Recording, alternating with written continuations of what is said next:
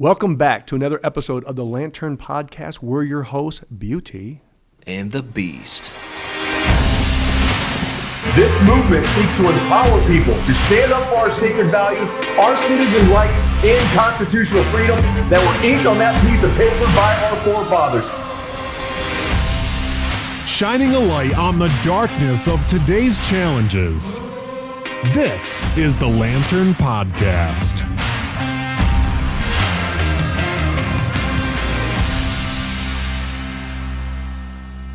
We're excited about our guest today, Ron Armstrong. Ron, welcome to the show. It's great to be here. Hey, Ron, tell us a little about your background. Well, I've been a business owner since I was 22, 34 years ago. I started Armstrong Display Concepts, and we manufacture displays and exhibits for trade shows. I've been in Newaygo, Michigan for all of those years and raised 5 kids in this community. And somewhere along the way, as I was coaching sports and helping my kids, we had an issue and we needed a bond issue passed in our local school system. It had failed twice before, and they hadn't passed one since 1964, and our area was growing very, very fast, and they wanted somebody who was an outsider, not involved in the school system or administration, that could maybe connect with the people. And so having been involved in knowing people there, but also understanding relationally how people work and understanding how things work, I got involved in that movement. And we basically realized where the issues were. We helped define what the school should look like, and that bond issue eventually got passed. We got a new superintendent, and we built a brand new middle school, updated high schools, and provided adequate facilities for our kids. And shortly thereafter, I had a group of business leaders come to my office and ask me if I would be willing to run for mayor. And I was like, no, I have no interest in politics. I'd never been to a city council meeting. That was not where I was. I pretty much, because my business isn't a local business, it's done throughout the country. Other than involving with the school, I wasn't involved in local politics at all.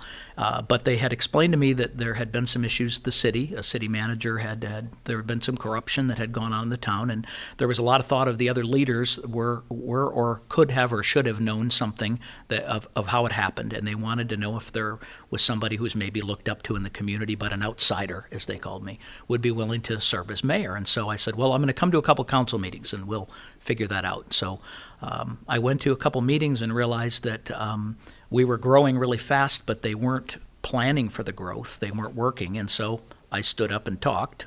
And from there, I made the decision. But I said to those people, the leaders at that time, I said, if I run, understand that we're going to work to change this community. And I don't mean change it in a bad way. I say we want to invest in ourselves.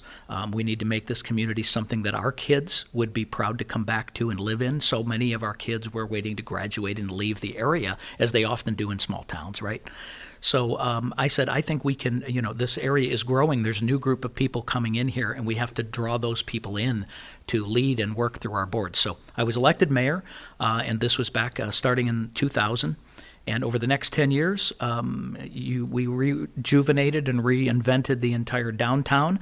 That had all changed to strip malls on the hill, and the downtowns were dying during those days.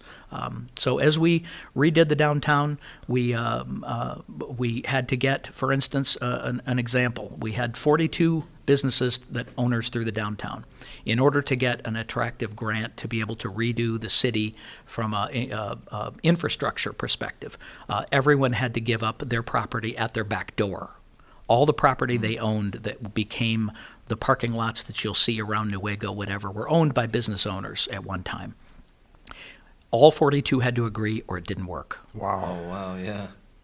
You know what challenge that is, right? Yeah. And so it was providing a vision. And the one thing that I had learned through that whole process, we'd brought in a city manager who was an incredible visionary sales type person. And if you provide a vision and that vision is picked up by the people, then what you see happen is you can accomplish anything. But it isn't by you yourself. It's only what you provide as that vision, and you hope you draw in people who share that vision. Speaking of that vision, you mentioned something about when the people get on board with a vision, you can get stuff done. So tell us Why did you get involved with the Stand Up Michigan movement and what you saw going on there? And that's exactly where I was going to lead, is my experience there, and through the 10 years, 5 terms as I was mayor, capping it off with building a 21st century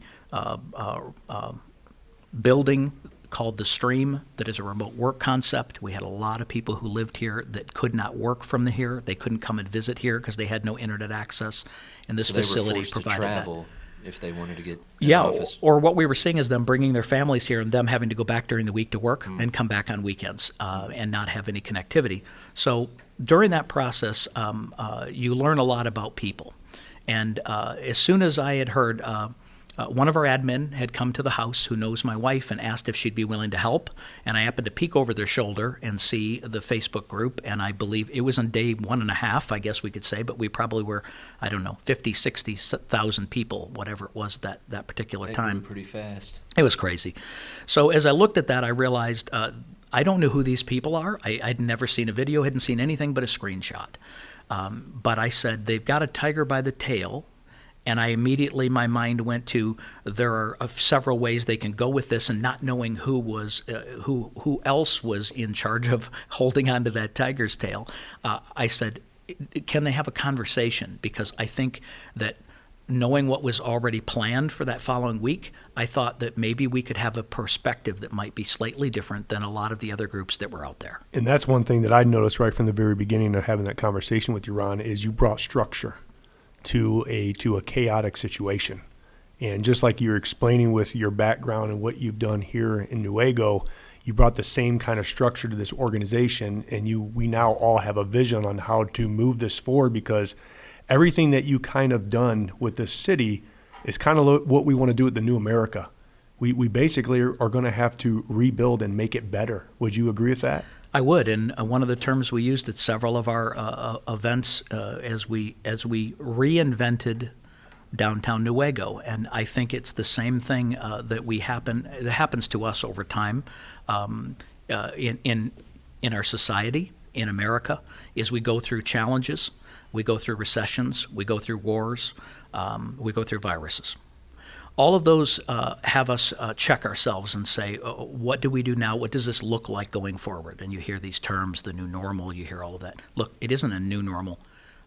It's no different than World War II or anything else. Is that called a new normal? I guess everybody could use that term constantly and over again. I think it's just more of what do we do now? Yeah. How do we move forward? And how do we do it as a group of people? And so what I had identified as I talked to you two gentlemen the first time, you by phone and then we met together, was we already had groups that were saying, I'm not being heard. I have to go out there and do something. I want to defend my freedom. I want to go march on Lansing because it's all that I can do. Business owners with their business trucks saying, I'm suffering. I'm doing this for me. I'm doing it for my family. I'm doing it because it's the only thing I know how to do. I don't feel like the legislature. I don't feel like anybody's hearing me. And a lot of people didn't understand they didn't even know where to take their frustrations either. They don't. Because there's no plan, right? No, right. And so I knew that was taken care of. So I said, I think our group can take a different perspective in that people also want to be heard that can't go to Lansing, and they may be wanting to be heard because of other reasons. They're isolated in their homes. They can't see their family. Their parents and grandparents haven't been hugged in weeks. There were a lot more that was just going on, and I also thought, because of my connections through the city, I'd worked with a lot of our House members and Senate members over the years, and I had connections with them. I had a conversation with one of our senators the morning after we had talked, and I said, I want to get on a call. I want to see where you're at. Our people deserve to know what your plan is, if you have one. Remember that last episode, this is leading into what Garrett and I had talked about with that meeting with the senators. So go ahead, Ron, tell the story of how that happened. No, it was great because it was one senator with his chief of staff, and it was with a second senator and his chief of staff, and I think they were like, okay, I'll take this call, but I don't know who you are, right? They're like, who are these people? I guess we have to listen to them for a few minutes, right? Yeah. And we immediately heard they were saying, we're trying to find out what the people are thinking. We're trying to get data and information. Are the people ready to go back to work? What are their plans if they do? Because the governor's saying, we got to be safe, and we understand all that. So we were like, we can do a survey. I think we can get thousands of people to respond in a short period of time. And they said, well, can you do it by Friday? Because we want to issue what we're recommending to the governor by the end of the week. And of course, I think there were skeptics, and did I know? No, I didn't know what we could accomplish, but I believed it. I just believed it. With the numbers we had, I thought we could get the response. So I began putting together a survey, but the interesting, again, dynamic of how do we look at a survey? So we did just 4 basic questions. One was, are you ready to open back up, and have you made the processes, are they in place, or could they in place to reopen safely? The second one was, if you're a customer and your businesses in your area do take these precautions, are you ready to go back and shop? And I think that, so we were trying to get the perspective of business owners, the perspective of the individuals to say, how does this look? And we even had multiple answers to no, because we didn't know if they meant no, we're not ready, or no, I don't think any of this is necessary. And so we actually put that in. What was shocking to me was when we put this survey out, and I had an employee of mine who was furloughed at the time, put this together on a survey form with SurveyMonkey. And when we put this out to you guys, I said, you're going to have to try and get the people. And we hadn't had them do a real call to action at that point. They'd interacted, but not like in that way. And, this was our first big call to action. And it was Tell funny. them what happened. Well, Kevin is one of these people that he's just never going to give up, and so he's going to stay on there for 2 or 3 hours until they take it seriously, they share it, and they do it because we're looking for a result. But he's explaining to them through all this process, we're doing this for each other, we're doing this for you. If we don't have your voice, we can't convey your voice. And so he did it, and I think we had 5,000 that first evening that were done, which was an incredible number. I mean, there were people were coming back and going, swarm. done, shared Yes, it, they were. done. The next morning, Garrett did his live, and he included it in there, and we added 2,000 or 3,000, which I thought we were going to double it or triple it. And it really didn't happen. It went to like 7 or 8. And if we gave them 10,000, that would have been more than they could have gotten in any survey they would have paid for at the state level. Absolutely. But over the next 24 hours, we told them, I think we can get to 15 or 20. And sure enough, Kevin by that evening went and stayed live until after midnight. I think it was a late night, whatever We did it was. a big push that day. And Lots we of had You were on there with me, like a lot of the lives. You were actually right there watching the comments, answering people, giving me. I remember my watch was going off constantly. I keep looking at my watch, and Ron's like, "We're at 10,000 now. We're at 12,000. Tell them keep going. We're at 13."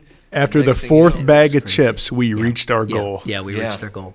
We did. And so we 20,000. submitted that next morning 21,250 or something surveys. But the dynamic and the importance of that survey was that 4,500 of those people filled out reasons and comments that went along with them. It wasn't a yes, no, turn it in. It was saying, this is how it's affecting me. This is what I want you to consider down there. And it was vital information for them at the time, and it gave them a bit of strength in standing up. Yeah, and that showed you and all of us also that people want to be heard. People have something to say about this. They want to tell their personal story of how this is affecting them. Would you agree that that's kind of what we noticed through that? I do, and the one thing that I want all of you to know out there is that Republican or Democrat, legislator, governor, whoever, all of us dealt with this in the same way. We didn't know what we were facing. We wanted to be safe. What do they do legislatively? If they do the wrong thing, are more people going to die or get sick? I mean, imagine the weight of that, right? Yeah, No different absolutely. than you and I or us, getting our people to do something. If it was bad, we would never be doing it. Right. So we began listening to the governor and what she was saying about the information, about the science, about the data. And as we did, we were saying, okay, let's be sure as we do this survey. Let's be sure as the legislature makes this decision to extend her orders, which they were doing, by the way, at that point. That's why we created the group, right? We were like, right after that, we were hearing hospitals were emptying out. It didn't People make were getting sense. laid off. People were Yeah. getting, they were The getting laid Novi off. Army center. Yeah. It was getting taken Almost down. 1,000 beds and 950,000, whatever it was. 700 of them were taken down 5 days later. And you're like, well, if they think this is going to get worse potentially, why are they taking? They already put them up. Just leave them, right? Yep. They took them down. We knew we had adequate testing. We had adequate PPEs. We had adequate gowns and masks, ventilators, and we had adequate hospital beds and obviously staff. So we achieved that first goal, which was flatten the curve. Flatten the curve. Well, remember, it was bend the curve. We're Yep. going to bend the curve. Flatten the curve may take a while, but if we bend it, then we understand that we've got the control to be able to handle and take care of every patient that does get sick. Yeah. That was the point. And the promise was we were doing this because we didn't want to overwhelm the healthcare system. Correct. So it became pretty Yeah. clear to us that Yeah. the healthcare system is more than capable of handling where we're at with this virus. So what we found through that process was we found other House members after we did this survey were coming to us saying, your survey and what it's saying is backed up by what we've been trying to get, which is the information. And it's that science and data. We're asking for it, but we're not getting it. And none of us had any idea that was the case, right? And so we began looking into that more. But the point is that there were several parts of the reason that I got involved. Don't want to digress here a little bit. Yeah, we but- have a couple but- questions for you, actually. So one of them is, you mentioned you're a business owner. So are you open? Well, we are. We were not for a while, except for management, which was in trying to take care of existing projects for a while. However, we did get. We deal with the pharmaceutical industry. We deal with National Guards and some government agencies. Those are essential products in business. And a couple of weeks ago, maybe it's been 3 weeks now, we did get an order in that had been pending before that, which gave us some work. We also had that's great. shipped some National Guard projects, and we do some emergency blankets that we sew also. I don't know if you had mentioned this before, but what does your business provide? What product and service does it provide? Well, when you say trade show industry, it's a big thing, but we specialize and have for the entire 30 years on a line of recruiting and presentation style displays. Those would be things you traditionally use after your standard trade show. It would be what you would use in your face-to-face meetings, small group meetings, recruiting events. So we work with a lot of the large companies, pharmas included, that might have a group of salespeople all over the country. And the question to them is, how do I get them to convey our message and our branding in a consistent manner? And that's so that we can get the proper consistent results. That are we doing things the right way? Because if the message you're giving just isn't being conveyed, you don't have a judgment from that. So we have a patent on a line of briefcase style displays that are used by these salespeople, and they come from 18 inches tall to 3 feet tall. Oh, wow. And so they're used by all different kinds. Nonprofits. So they can use one and pop it up, like if they're having a small meeting in 5 an office, seconds. they can pop it right up That's on a right. desk and That's look at correct. it. They don't have to have a huge room with No, and that's the point, is that Interesting. that will provide your visual, your branding, your logo, and some bullet points or messaging. Maybe it's packaging, maybe it's a story about we do a lot of college university recruiting. You see in the job fairs, or they go into high schools and say, come to our college. A lot of those displays you see are ones we do. So we do all the Okay. peripheral materials, the table covers, the pull-up banner stands you see, Yep. but we focus on again what the salesman or that startup business would use, and we help with that messaging. We can help with the design or just the production, but So it's you can become scale a it great from business. small all the way to the biggest companies out Absolutely. there that need your services. That's correct. Okay. Yeah. And if going forward here is, as a current business owner, what is the impact of not only the virus, but the governor's decisions done to your business and this community in Newaygo? Well, I'm going to say that let's do the virus first. It's a nationwide situation. It's not a Michigan situation that when we started.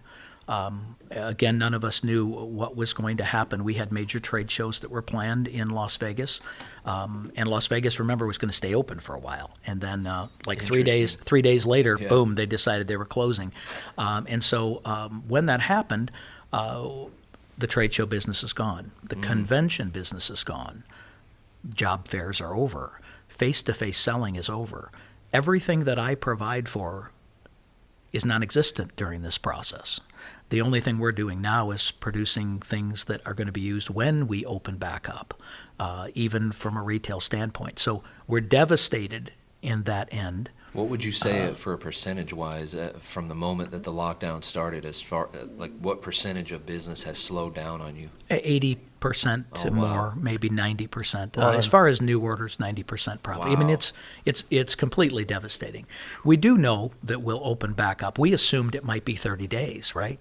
Yeah, That's we the all thing. kinda thought And 2 so, weeks. right, and then Yeah. we thought, well, it's okay, maybe some areas will still open and we can go back to work, but then we're told we can't. And so for those businesses out there that waited for that next April 30, we're going to be here for you when you go back. I think one of the things that was important to me in regards to being involved in this movement was recognizing that there was going to be an end and a new beginning, right? An end to what we're facing and what we don't know. But the next scary part for business owners is what now? If I open, will they come? How much of my sales are going to be down? And what would you like to say to them, Ron? I'd like to say to them that we will recover. I believe that we will be stronger than ever before. Everybody says, oh, I've heard that. But it's America. It's the American spirit. The American spirit is alive and well in us. And during this time, for these number of weeks, we have had some people that said, it's been good for me personally, it's been good for me spiritually, it's been good for me.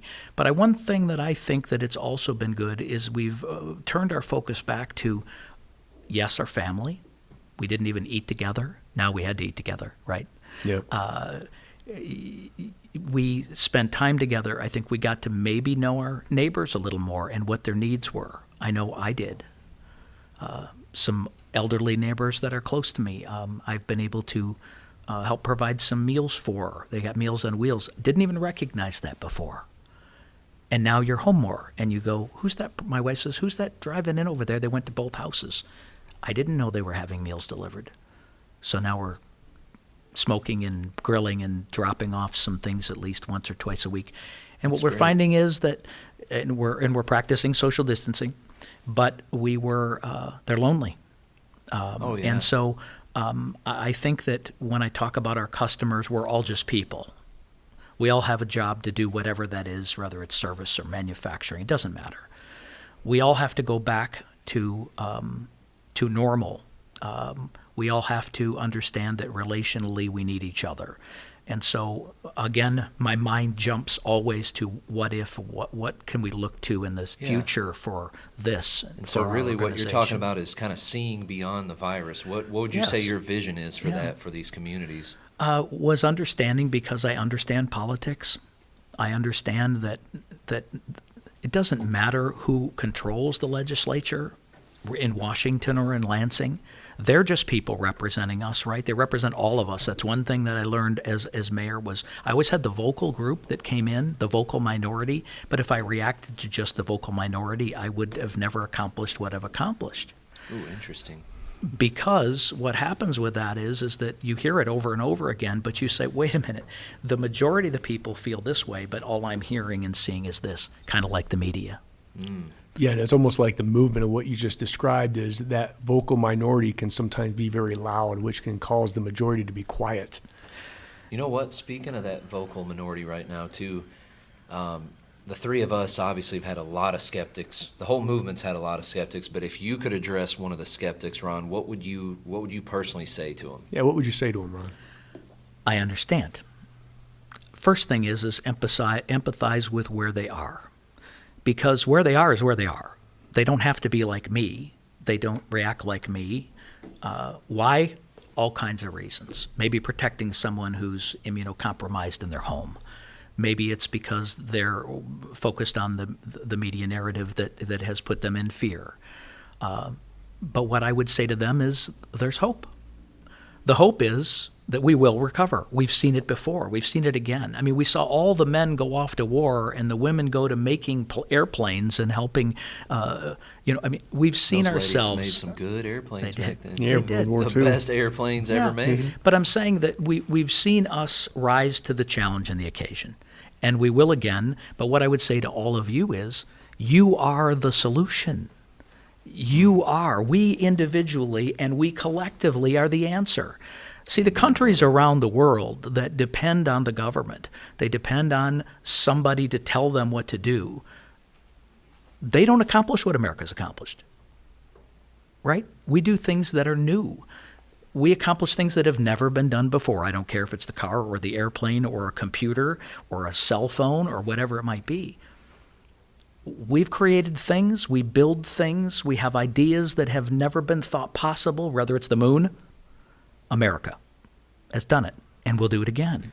And that just goes with what you just said. There's always some type of risk that needs to happen for those great things to move our society, to move our country forward. Would Yes, you agree? I do, and back to the people. What I would say is that we're going to need you. We're going to Every one need of you. We're going to need all of you, and we're going to need you not for us.